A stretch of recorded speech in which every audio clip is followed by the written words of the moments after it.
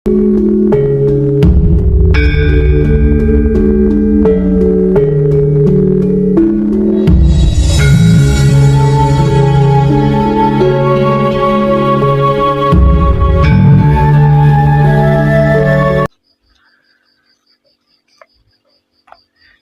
yang sudah sering saya sampaikan di banyak video saya, sebenarnya saya sering menyampaikan ini loh Mbak ya. Di video itu saya sering sekali. Nah iya. Enggak, maksudnya pemahaman tentang ini loh ya. Iya, pemahaman tentang ini. Bahwasanya pada mulanya masalah itu enggak ada, Pak. Ini masalah apapun ya, termasuk terutama utang kuwi mau. Awalnya itu enggak ada gitu loh.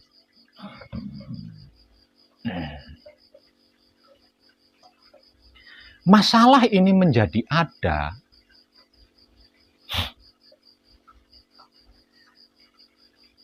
ketika makhluk yang disebut manusia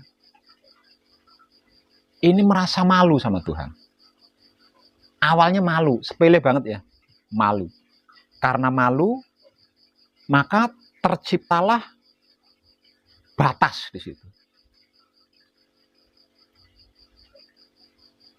Nah, agar supaya bisa kembali lagi harmonis dengan Tuhan, maka manusia ini menciptakan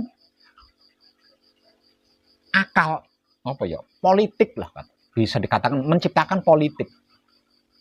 Menggunakan akalnya gitu. Menggunakan akalnya. Piye carane, bagaimana caranya agar hubunganku dengan Tuhan ini kembali harmonis seperti pada awalnya. Gitu.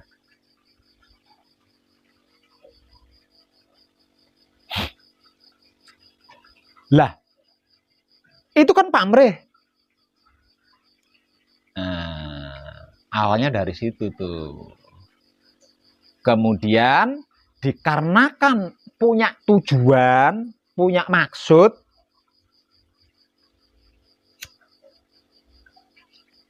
lalu yang namanya ego sama arogan ini bangkit mendukung tujuan tadi loh, mendukung apa yang dimaksud tadi itu. Nah, manusia hidup itu kan kecerdasannya Tuhan, didukung, didorong, ya melampaui Tuhan. Yang dimaksud melampaui. Semisal contoh sini Tuhan ya, melampaui. Keliwat. Melampaui ya. Keliwat. Saking cerdas ya. Saking cerdas ya.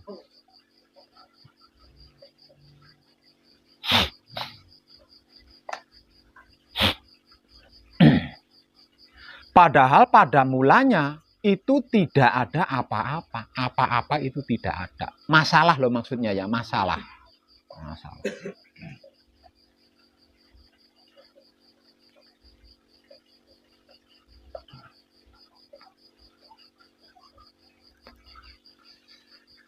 Kenapa? Awalnya kok tidak ada apa-apa? Dikarenakan pada awalnya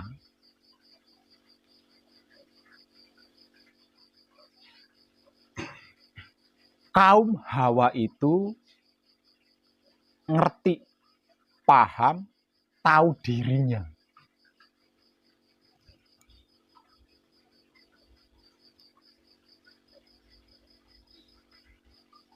Tahu dirinya.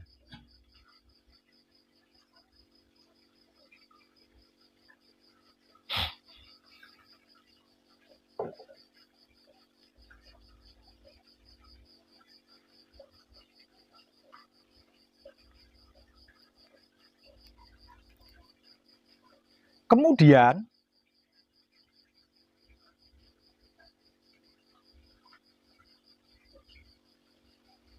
kaum Hawa Kalau saya katakan kaum Hawa, ya ora cocok juga ya. Jadi kayaknya yang lebih cocok itu Adam Hawa lah. Karena kehidupan manusia itu kan bermula dari situ. Jadi Adam Hawa itu adalah manusia pertama, Mas. Adam Hawa itu manusia pertama sebelum ada manusia-manusia lain. Nah itu kehidupan kita itu bermula dari situ. Lah masalah ini menjadi ada ketika Hawa itu lupa diri. Ketika Hawa lupa diri.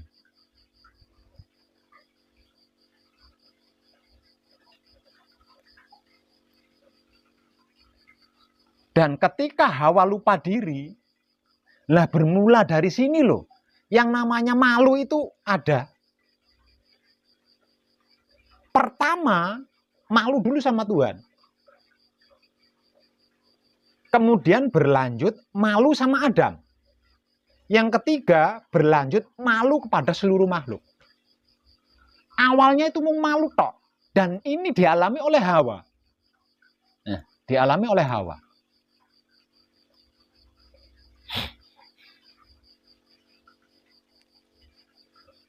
Lah karena malu ini, akhirnya Hawa ini kan mencari teman. Dan yang pertama kali diajak malu bareng adalah Adam. Nah, adalah Adam. Nah setelah Adam tahu malu, akhirnya dua-duanya punya malu kan. Dikarenakan dua-duanya punya malu, akhirnya masing-masing sibuk menutupi diri. Si Hawa sibuk nutupin ngisor wudel, dodone. Nah, si Adam juga sama, sibuk mencari penutup kemaluannya. Lah bermula dari sini loh masalah itu muncul sebenarnya. Bermula dari sini. Nah itu titik mulanya loh ya, titik mulanya. Nah setelah kedua-duanya ini kemaluannya tertutupi menurut dia. Menurut dia Tuhan kan nggak bisa ngelihat. Kalau dada saya tutupi, Tuhan kan nggak bisa ngelihat. Makanya dia nggak malu kan gitu. Padahal walaupun ditutupi baja sekalipun Tuhan tetap bisa melihat. Nah gara-gara malu ini kesadaran jadi tertutup. Karena apa? Kenapa kok kesadarannya tertutup? Kalah sama ego arogan. Kalah, kesadarannya ini dikalahkan oleh ego dan arogan.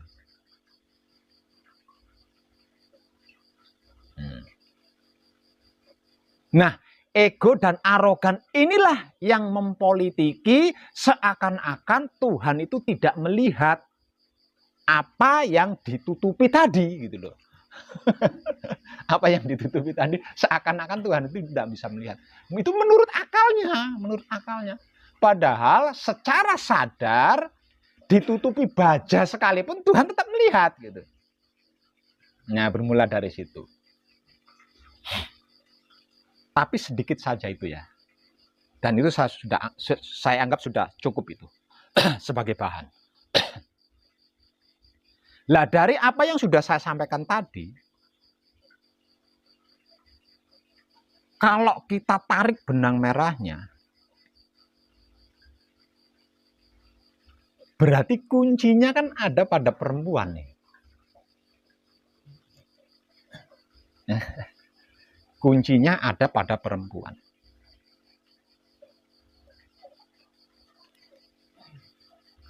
Artinya, andai saja pada awal mulanya tadi, Hawa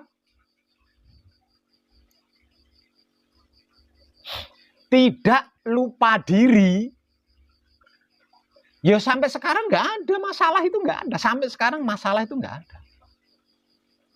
Ya. Kesimpulannya kan gitu. Ya. Berarti kalau saja sejak zaman Hawa, wanita itu tidak lupa diri, artinya tidak lupa diri berarti kan tahu diri. Sampai detik ini masalah itu nggak ada. Kenapa kalau Hawa, sejak zaman Hawa, wanita itu tidak lupa diri? Kok sampai detik ini tidak akan pernah ada yang namanya masalah? Karena kalau sejak awal, sejak zaman Hawa, wanita itu tidak lupa diri, berarti kan tahu diri. Dikarenakan tahu diri, nah piye nyejal? Karena tahu diri apa coba? Karena tahu diri pasti bisa membawa diri, bisa menempatkan diri, bisa menyesuaikan diri, bisa menjaga diri.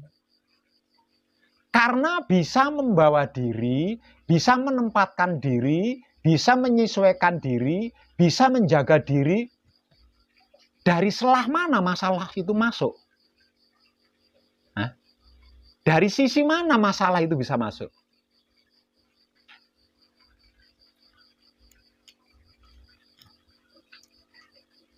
Paham Mbak Rika? Mbak Rika ya? Mbak Tri, paham? Nah, kalau diambil kesimpulan, benang merah tadi, ujungnya dibundel menjadi kesimpulan, andai saja seluruh wanita di antero jagat raya ini tahu diri, berarti tidak ada masalah kan? Nah, sekarang kuncinya itu ada pada kaum wanita.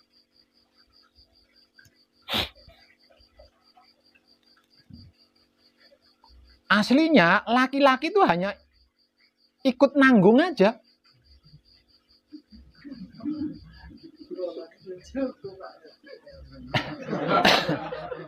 Ikut nanggung aja. Hanya ikut nanggung. Nanggung apa? Nanggung kelakuannya wanita.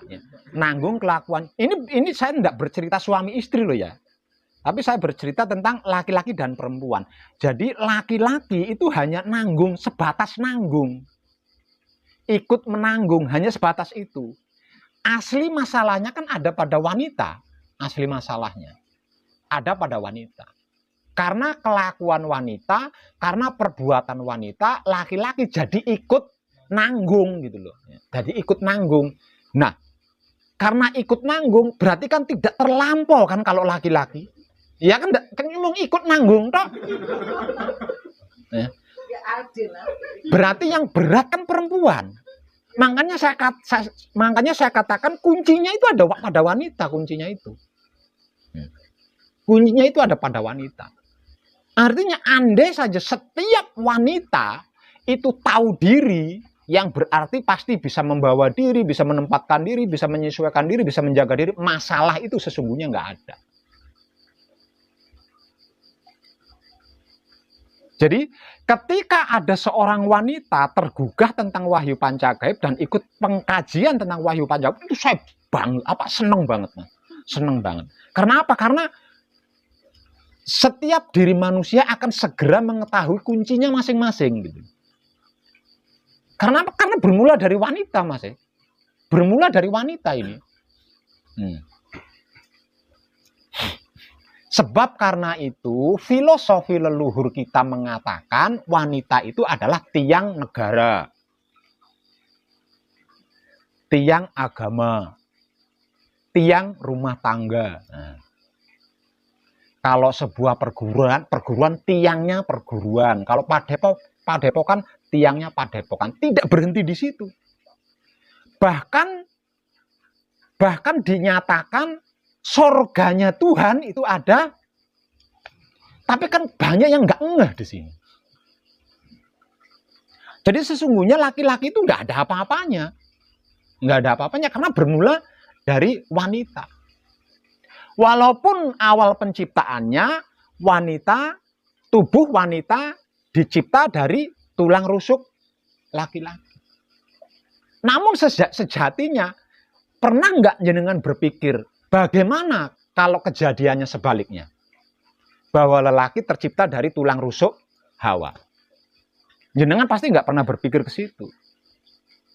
Jenengan ngalir aja gitu kan. Ngalir aja seperti air di sungai kan. Makanya panjenengan mengalami resiko-resiko itu. Jadi hanya sampah yang mau mengikuti aliran air di sungai itu hanya sampah loh Mas.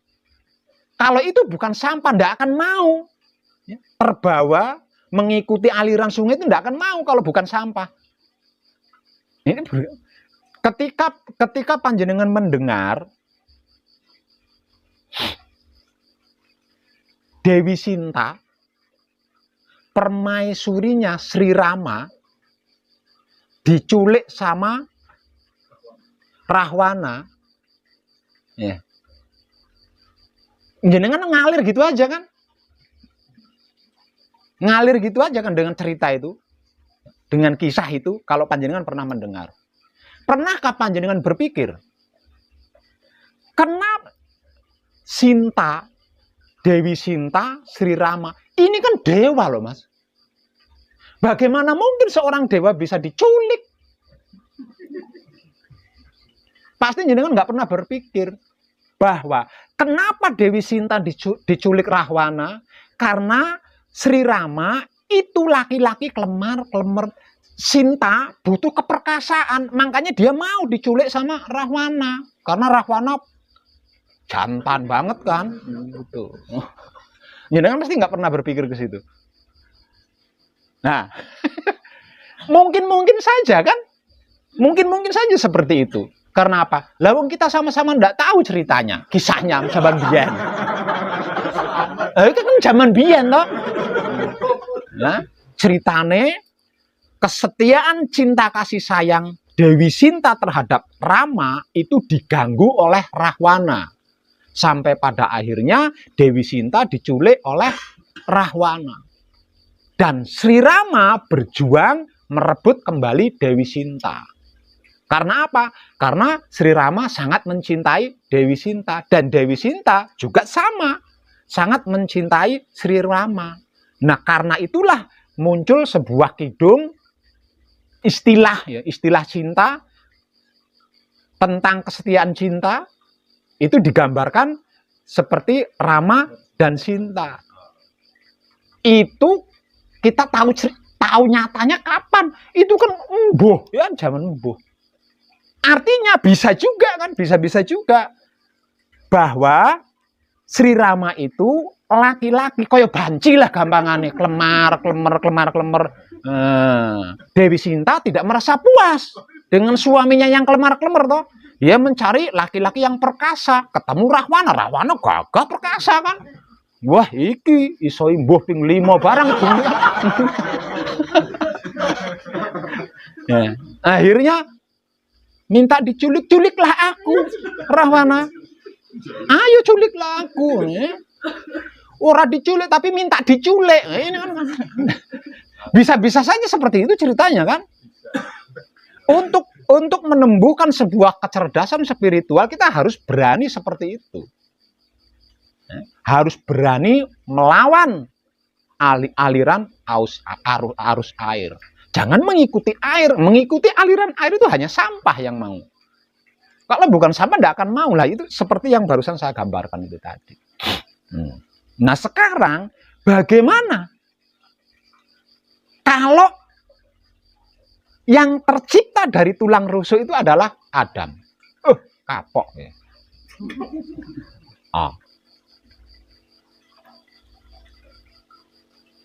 Kenapa saya katakan seperti itu?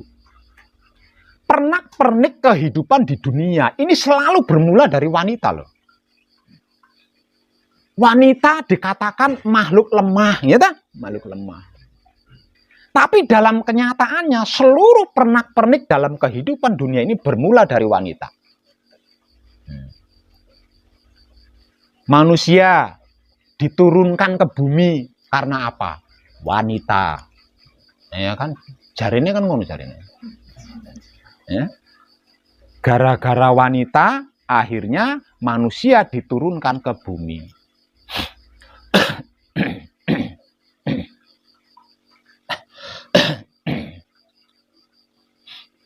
Panjenengan tahu sejarahnya Nabi Sulaiman? Manusia tersakti, manusia terhebat pada zamannya. Tapi kenapa Nabi Sulaiman kok iso mati? Karena Nabi Sulaiman tunduk di pahanya Ratu Bilqis. Wanitanya toh.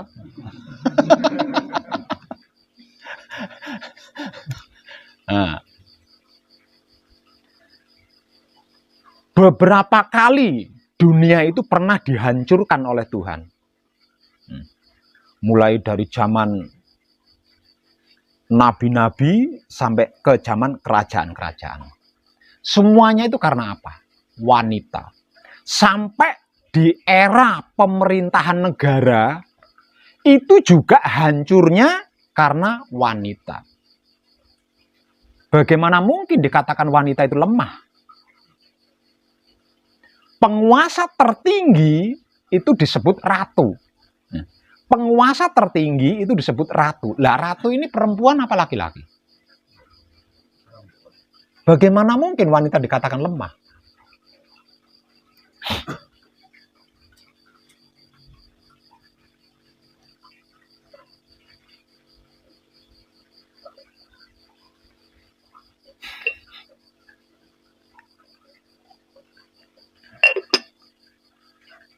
Bagaimana Mbak Tri?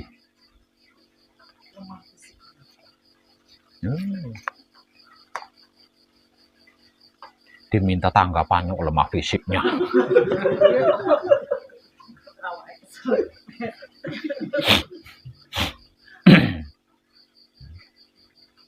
Maksudnya dengan apa yang sudah saya sampaikan tadi, jenengan harus nyimak tadi lu ya. Apa yang saya sampaikan jenengan benar-benar nyimak, biar jenengan nggak gagal paham.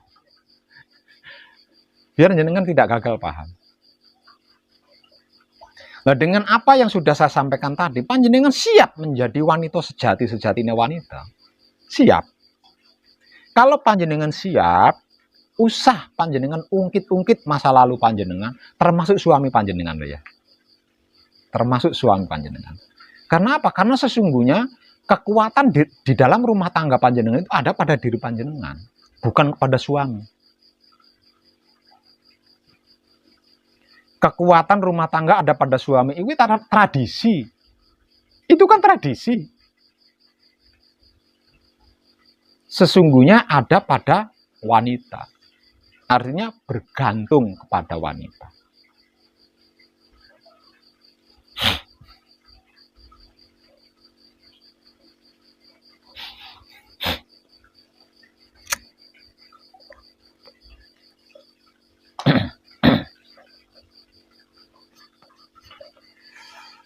Ada kekuatan yang jauh lebih dahsyat dibanding kekuatan lelaki pada diri wanita. Artinya jika seorang wanita mengkaji diri, kekuatan ini kan akan bangkit. Kekuatan ini akan bangkit.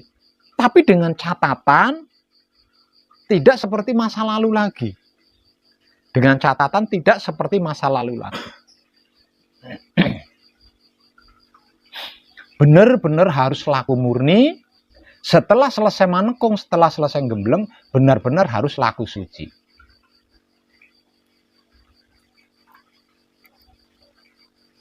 Panjenengan mampu di situ, sudah pasti akan menjadi inspirasi bagi wanita-wanita lain, Mbak ya. Bagi wanita-wanita lain. Kalau panjenengan mampu di situ. Kenapa wanita-wanita lain akan terinspirasi? Lah seluruh masalah panjenengan teratasi di situ. Seluruh permasalahan panjenengan teratasi di situ. Termasuk mbaknya yang di sebelah tadi. Jadi berhentilah berpamrih.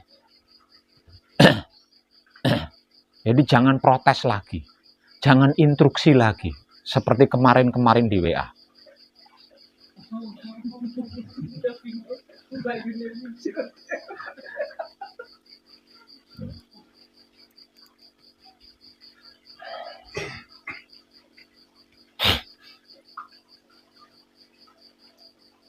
nanti setelah selesai manekung, setelah selesai gembleng, akan ada motivasi untuk langkah selanjutnya, ya, untuk langkah selanjutnya.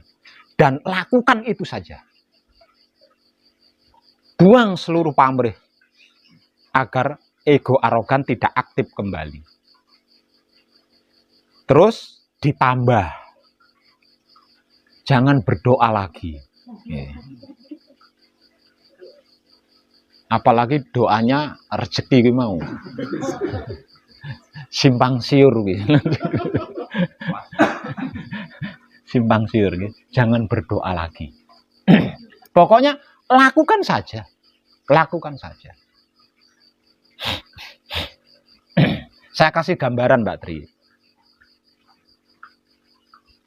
Semisal contoh, panjenengan karyawan saya. Panjenengan bekerja kepada saya. Panjenengan bekerja untuk saya.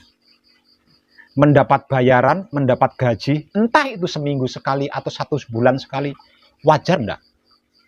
Wajar. Tapi, selama bekerja dan sebelum bayaran, panjenengan selalu minta uang kepada saya. Kira-kira apa yang akan saya lakukan?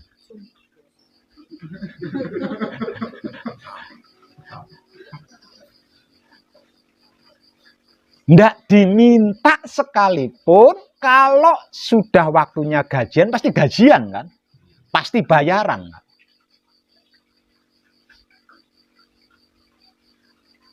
Itu gambarannya seperti itu Mbak Tri.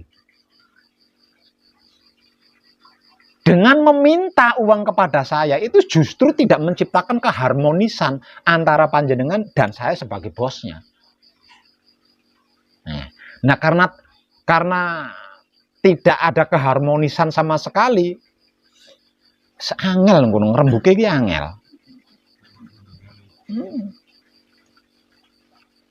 Panjenengan iso bisik-bisik sesama teman kerja, sayanya juga sama. Lagi enjoy-enjoynya, kalau panjenengan datang tuh aku sujen sih iki, paling cerita duit, njaluk duit iki paling. Wis njaluk duit. Seorang neh wis pasti njaluk duit iki. Arbon iki, kas arbon iki. Nah, kalau hubungan antara makhluk dengan Tuhan seperti yang saya gambarkan itu tadi lo gimana gitu loh maksud saya. Lawang tanpa diminta bayaran sekalipun, kalau pekerjaannya selesai atau sudah waktunya gajian, tetap gajian. Iya kalau iya, nah kalau bosnya nakal, mosok Tuhan nakal. Ini kan hanya penggambaran. Nakal itu kan manusia. Waya gajian ditinggal minggat, itu kan manusia. Masa Tuhan seperti itu? Itu hanya sebuah gambaran gitu loh maksudnya. Dan jenengan harus yakin itu gitu loh Mbak Tri. Harus yakin itu. Dan saya yakin nanti panjenengan akan diuji tentang ini. Soalnya jenengan punya masalah di sini. Punya masalah di sini. Pasti suatu saat panjenengan akan diuji di situ.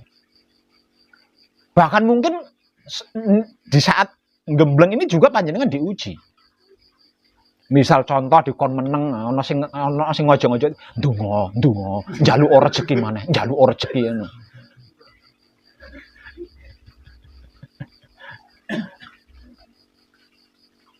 Abot lah itu. Tidak berdoa itu berat loh. Karena kita sudah terbiasa berdoa. Karena kita sudah biasa meminta kan. Sudah terbiasa memohon. Sudah terbiasa transaksi jual beli iman kan.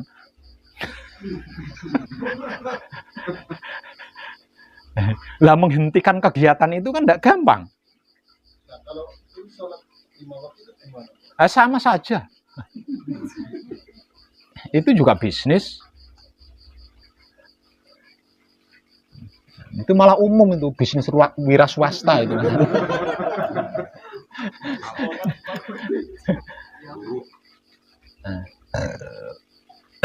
Jadi percayalah Mbak Tri, percayalah. Semua kepentingan kita, semua kebutuhan kita, semua keperluan kita itu sudah ada. Itu sudah ada. Dan yang bisa mengambilnya itu ya sedulur papat kali mau pancernya kita sendiri, bukan akal kita. Bukan akal kita. Jadi kalau saya menembah tidak berdoa, bagaimana mungkin Tuhan bisa tahu kalau saya punya keinginan? Tuhan itu dia ya. Aduh. Mahal. Eh? Lebih dari budget kantor.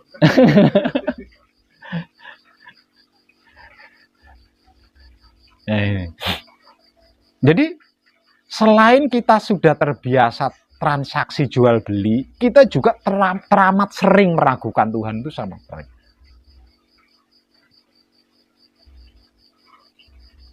Nah karena itu akhirnya ya kita mengalami seperti ini.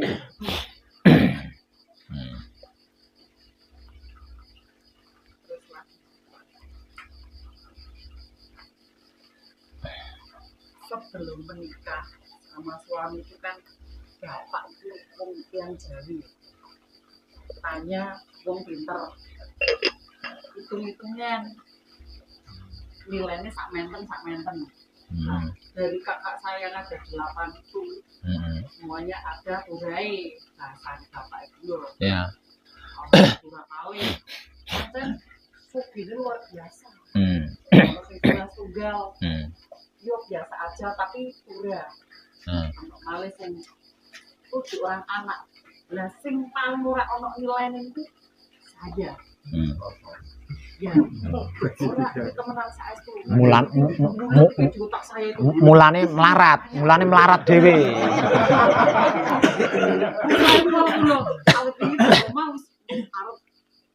Tanya nang gemes repor iki. Lah kok iso ono ora kuliah ini? Wong kula kali pacare kula tok meneh sing wis dadi. Lah ora diimbui ora tua. Jajal diimbui. Lah iku lahirnya dinten iki kali dinten iki. Ora udah ngeten lho lah. Nah terus saya harus gimana? Saya udah jatuh cinta pada dirinya. Ya berarti resiko kan miskin kuwi. Jane ojo kopi. Berarti tertutupi cintanya tertutupi panggilan. Serempong ini lah. Ya Allah lah, saya tuh nggak mau begini. Mbak Tri,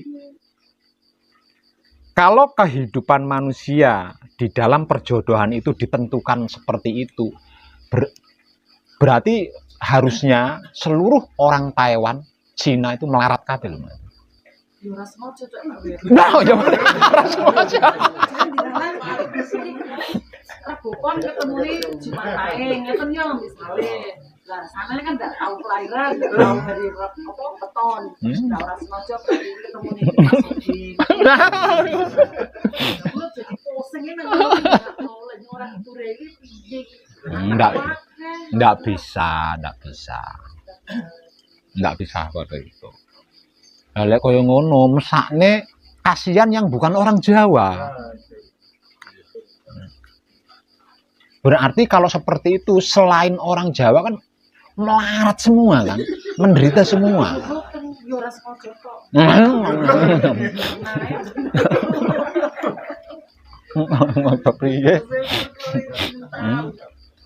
Tapi dalam kenyataannya kan tidak, justru selain orang Jawa itu banyak yang sukses kan, malah wong Jawa melarat-melarat, ya. Enggak itu sing ono hitung-hitungane malah wong Jawa melarat-melarat. Ayo. Itu kaya-raya semua. Makanya aku dimusuhi.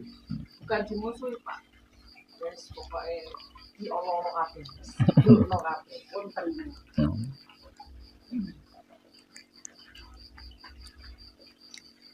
Enggak bisa seperti itu, enggak bisa.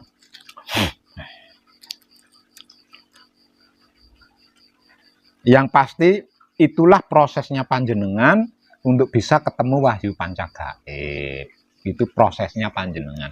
Itu perjalanannya panjenengan untuk bisa ketemu Wahyu Pancagaib, untuk bisa ketemu Wahyu Pancalaku yang menjadi jati diri panjenengan.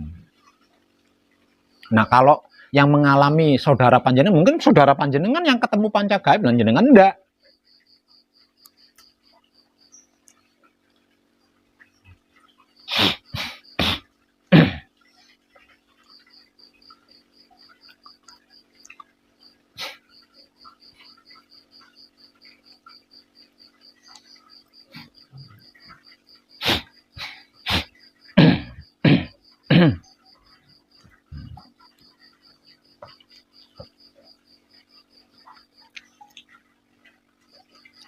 Kita kembali tentang utang. Terkait hutang, termasuk seluruh permasalahan, itu cara menyelesaikannya, nah panjenengan sedang berlatih. Selama manekung, selama gembleng ini sesungguhnya panjenengan sedang berlatih di situ. Makanya apapun yang dimotivasikan, panjenengan perhatikan baik-baik dan praktekkan sungguh-sungguh. Karena itu nanti yang akan panjenengan lakukan di rumah.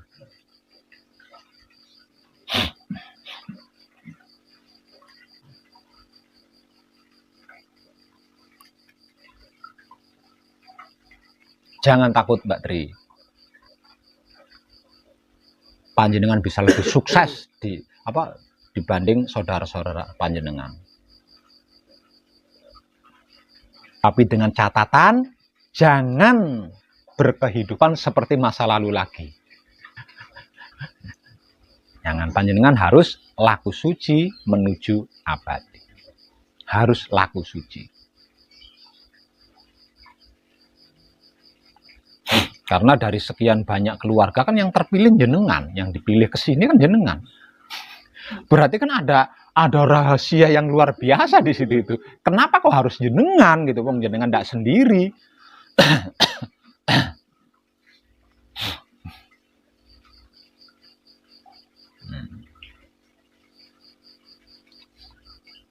Nah, sekarang saya nanya. Apa yang panjenengan lakukan selama manekung atau gembleng di luar patrap samadhi?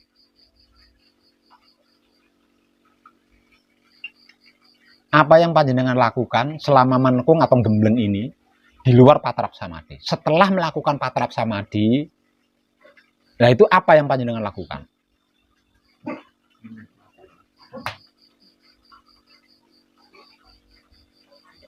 Nggak ada.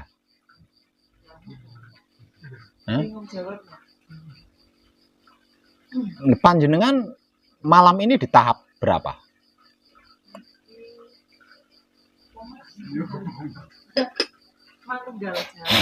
Di tahapan manunggal jati. Dari awal sampai di tahapan manunggal jati, panjenengan masih bingung apa yang harus dilakukan setelah patrap samadhi. Wah, calon melarat terus nih dengan.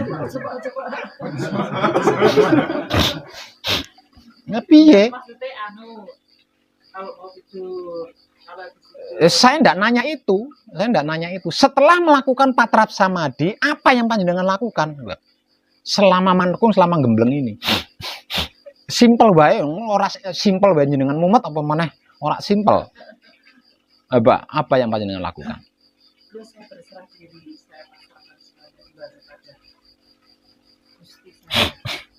Kok bisa begitu? Apakah bentuk motivasinya seperti itu?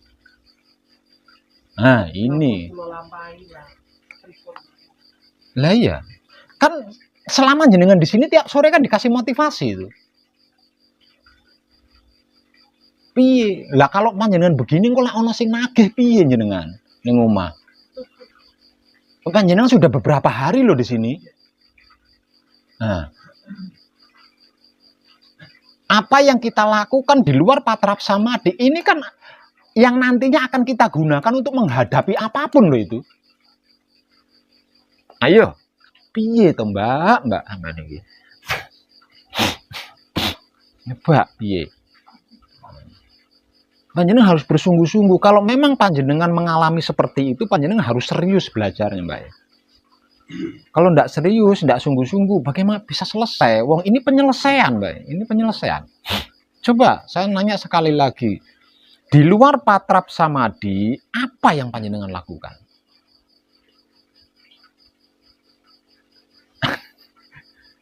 piye, Mbak? Iya.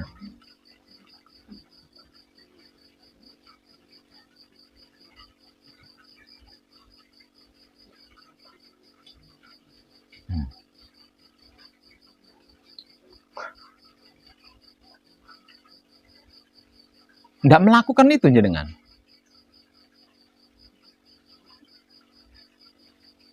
Jenengan diberi motivasi di dalam hal apapun, nikmati rasanya pergerakan, nikmati rasanya kelakuannya sendiri dengan kesadaran cinta kasih sayang hidup. Jenengan melakukan itu enggak?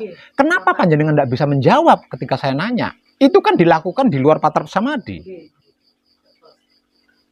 Bingung ngapain terus. Lah ya, lah kan ngapain? Kan simpel banget. Iya. Kan simpel banget pertanyaan saya. Karena saya tahu si jenengan sedang bingung, makanya yang saya tanyakan simpel. Ngeletak engko bar adus pas oh bingung jenengan.